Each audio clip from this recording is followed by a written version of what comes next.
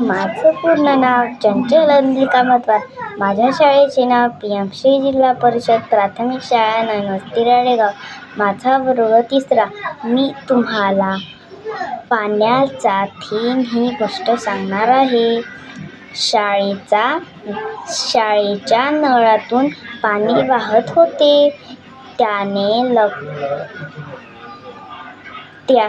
कोणी लक्ष देत नव्हते.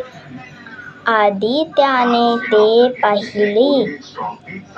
तो थोडा थांबला.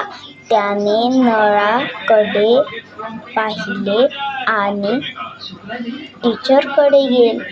प्रिन्सिपल सरकडे गेला आणि त्याने सांगितले,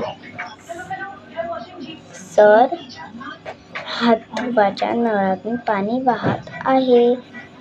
"धन्यवाद. याच्यातून बोध मिळते, कधीही पाण्याची बचत करावी."